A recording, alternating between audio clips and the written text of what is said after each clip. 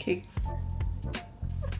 Hi guys! Good afternoon. Disclaimer, pagpasensyahan nyo na if you can hear some accent guys. Because you know, accent ko pala is from Mindanao. I'm so proud of my accent. But of course, I'm not gonna speak in my local dialect. Kasi ako din mahihilig.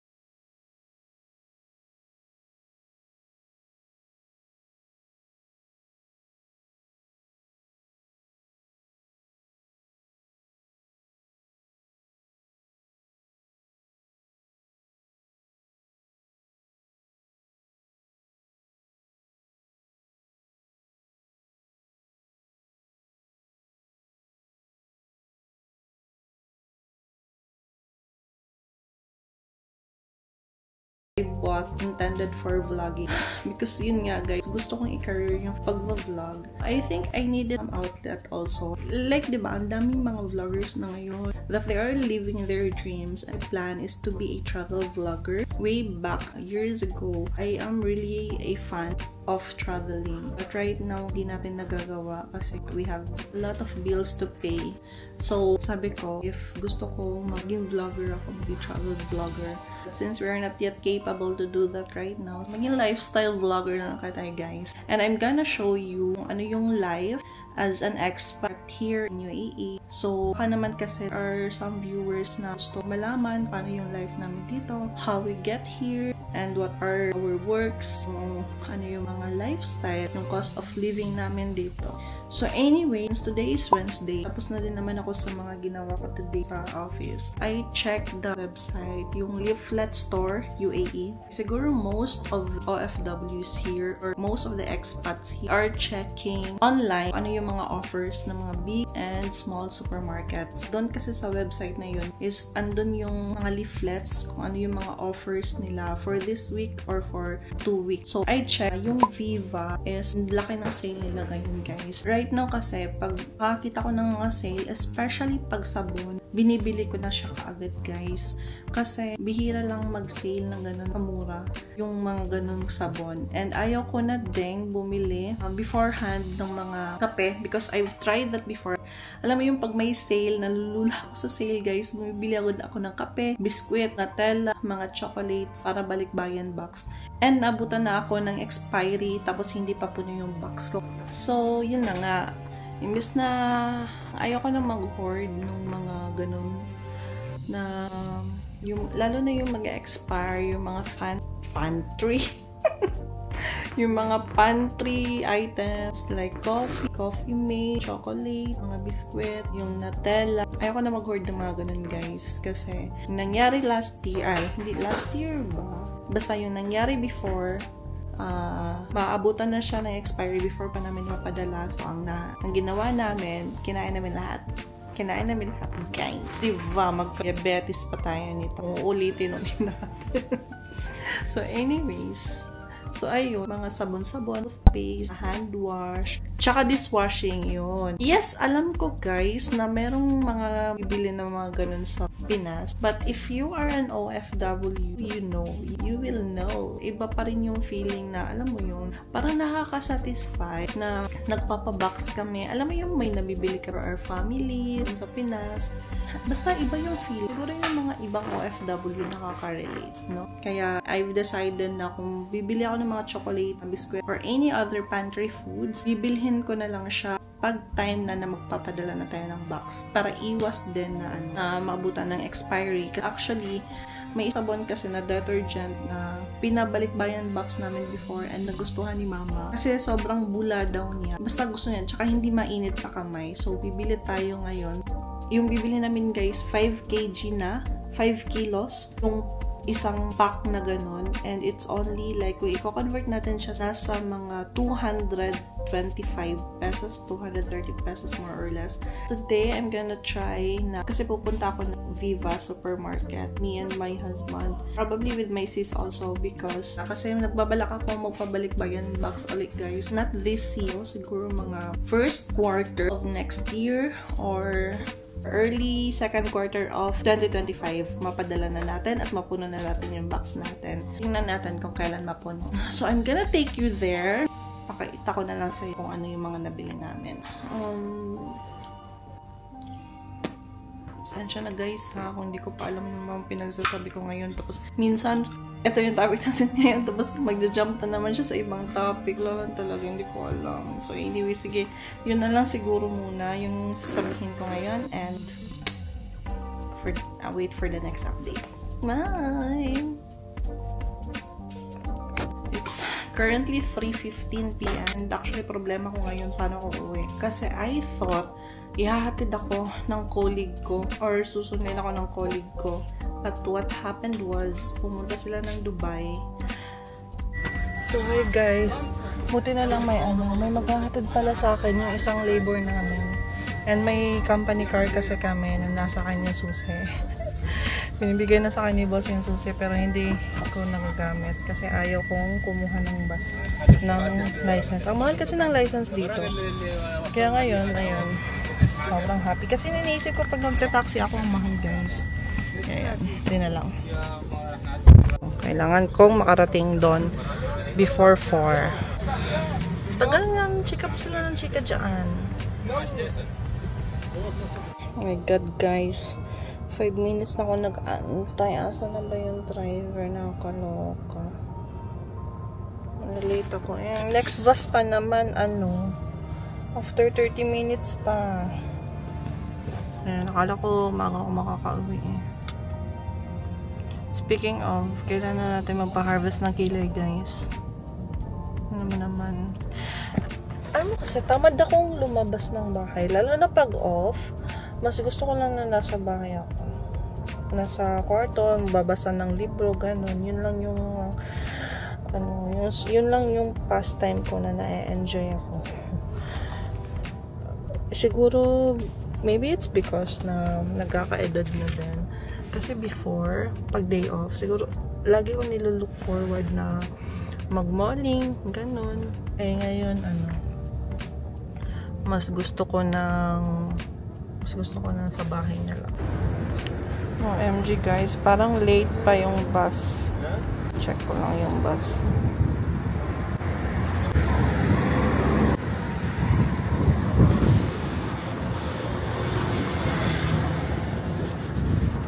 Oh my god, late pa siya.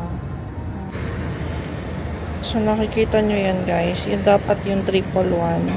Yung 404 na bus dapat yung sasakyan ko.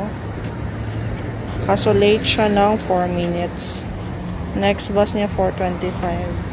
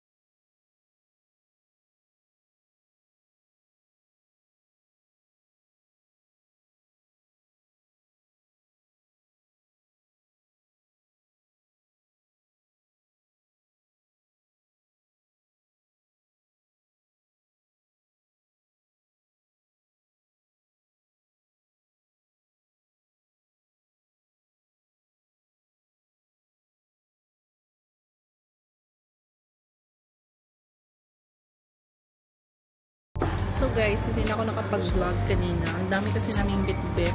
Yung sabon is 5 kg each. Tapos yung binilan namin is ilan lang? 13.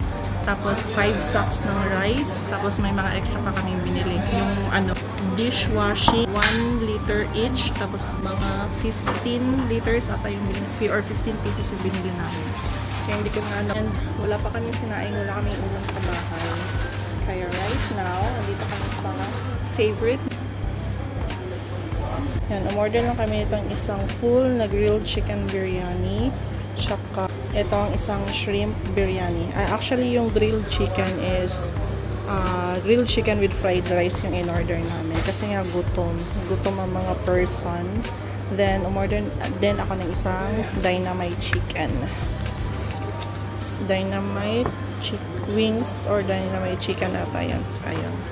So,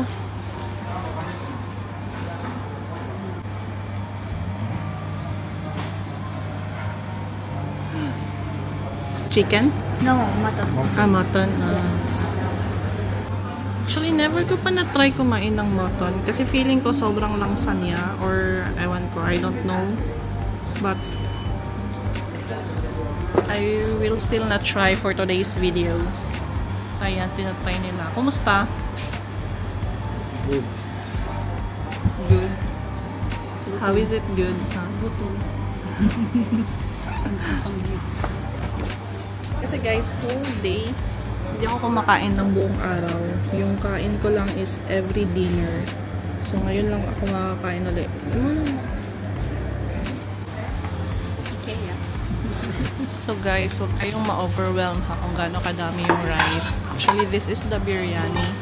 Ito yata yung sa shrimp biryani or I'm not sure. Kasi ang for grilled chicken, nakaserve na yun sa isa. Remember, may vlog ako na umorder ako ng wait. Remember, may vlog ako na umorder ako ng grilled chicken. So yun, ganun pa rin yung orderin namin for today's video. So, tingnan nyo. Para din siyang yung Korean na ang daming side dish. Yan is yung parang tomato. Ito is yogurt. Then, mga gulay. And then, ito naman is yung hummus. Hummus or hummus? Sa kanila po. So, we have here, we have some lemon, carrots, cucumber, and this one it's called ginger.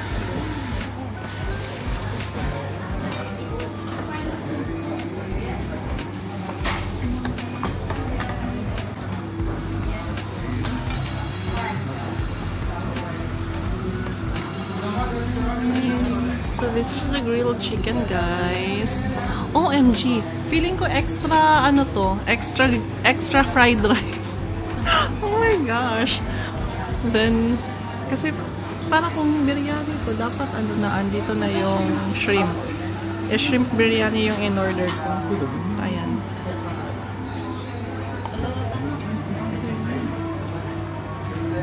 Is this extra? This one? No, it's shrimp biryani. The shrimp is here inside? Yeah. Okay. I thought... So, ano pala to? Shrimp biryani na pala to, guys. Ayan. So, let's eat muna.